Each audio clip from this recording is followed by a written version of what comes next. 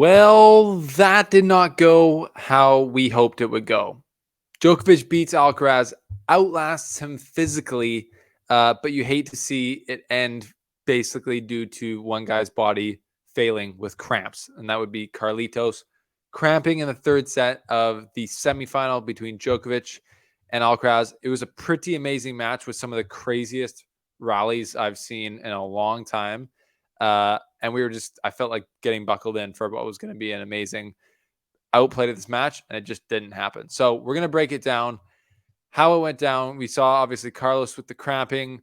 We saw Djokovic play really good tennis throughout, and so did Carlos. And then, yeah, they couldn't finish on really equal footing there. So we're going to break it down. We're going to break down Djokovic's pressure that he put on Alcaraz. We're going to take a look at Alcaraz's comments afterward and just look into it and see what actually happened beyond just the obvious. So here's the slice.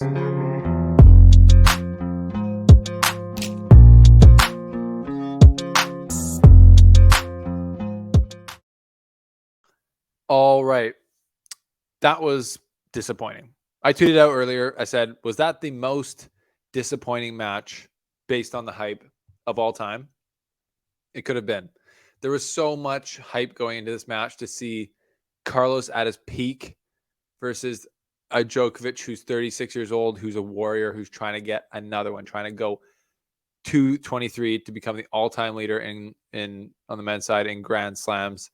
And for the first two sets, it lived up to it. So we're going to get into it quick. Shout out to our sponsors, AG1, my daily routine to get my nutrients, my baseline nutrition in to help me live healthy. If you want to start your habit drinking AG1 every day, click the link below and use our link to do it. And Cool Bet. Stay cool, bet responsibly. I've been crushing it with my picks as of late. I picked 7 of the 8 quarterfinal matches correctly. And then I think I picked 3 of the 4 semifinals as well. So I'm doing great. If you want to get in the game, check out CoolBet down below and use our code to double your deposit. Thank you guys for subscribing. Thanks for being here. Thanks for getting around the slice and sharing your love of tennis. I appreciate you. Thanks for subscribing. Now, what happened? So for the first 2 sets, this match, I would say, lived up to the hype. We're going to get into the stats here in a second. But before we do that, before the semifinal preview where I broke down this match, I had these 3 points that I thought would be crucial. The serve return, if it goes to 5 sets, and who's got the pressure. I said serve return experience. And that was interesting. There was a point where Alcaraz allegedly turned around and talked to his coach, and he said, every point here, all of the points have been 5 shots or less, and I can't hang with him doing this. I have to change this. That's kind of what he said to his box there. So the serve return, as I thought, would favor Djokovic, and that just creates pressure because it feels like you have to work harder for your points. If you're winning more of the longer points, you're not getting as many kind of quicker or easier ones. You're paying more of a price to get the points. And I mean, how physical was this match? There were so many rallies where Alcaraz, like we know he's the fastest guy on tour. We know he's incredible, but just to see him doing these squash shots out in the corner and defending like he had to a lot of the time, I was having in my thoughts. I was like, how did these players just keep doing this? How did they keep going? And it felt like, so in the first set, Alcaraz was clearly nervous and he was clearly a bit tight and he didn't play super good. And Djokovic came out solid, clinical, and did what he was going to do. Win 6-3. Second set, Alcaraz loosens up a bit and it starts to get more into a blow fest, punching back and forth, giving, taking. And obviously Alcaraz pulled ahead in the middle of that set.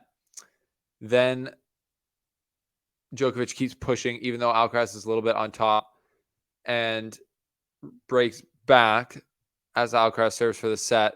And then obviously Alcaraz breaks back to win the set. And it seemed like Djokovic really wanted to win that set. Sometimes he'll play a loose set and just know that he can get it back He goes down a set to a guy, he knows he can just turn it up a notch. And it didn't feel like he wanted to try that today. And he wanted to win that second set because obviously if he's up 2-0, he's got a pretty much in the bag. And he couldn't get over the line in that second set, and Alcaraz did. And that's where we're going into the third set I think Alcaraz has got the advantage here because that was a big set. It was like 75 minutes. It was 7-5. It was a lot of effort for both guys. And I thought that Djokovic would be the less fresh of the two. And in reality, cramping is still mysterious in a way. Everyone that I've talked to, and even, and we heard talk, even Alcaraz himself said the tension that he felt in that first set probably caused the cramps. He's not sure. He's had cramps before. He said, like he talked about back against Tsitsipas in the US Open 2021, he had cramps there, but nothing like this. His whole body kind of locked up today. And as we saw, he really just couldn't do anything. He couldn't play anymore, it was really disappointing. But the real question is, did Djokovic make Alcaraz cramp? Because a lot of people are talking about, the classic quotes. He takes your legs and then he takes your soul. Tennis Sangren tweeted that out, I believe, during the 2021 or 2020 US Open or something like that. And that's funny. Did he take Alcaraz's legs? It did seem to me that in the first two sets, Alcaraz was doing more of the defense.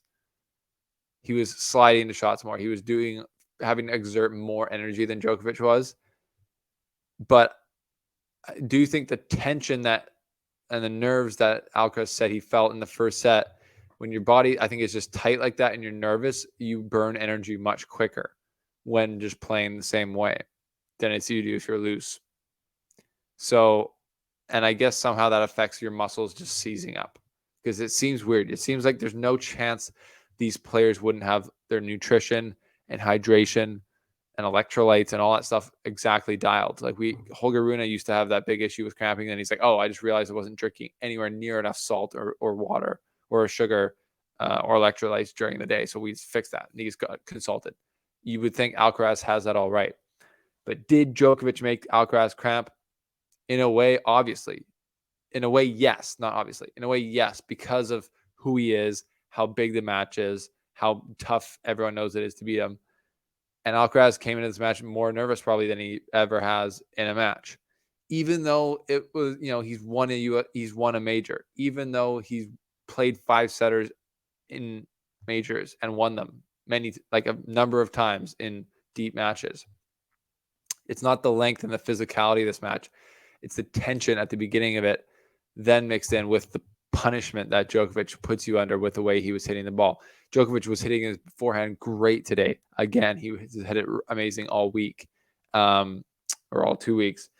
And yeah, it seemed like Alcaraz's body just unfortunately gave out on him, in part due to Djokovic.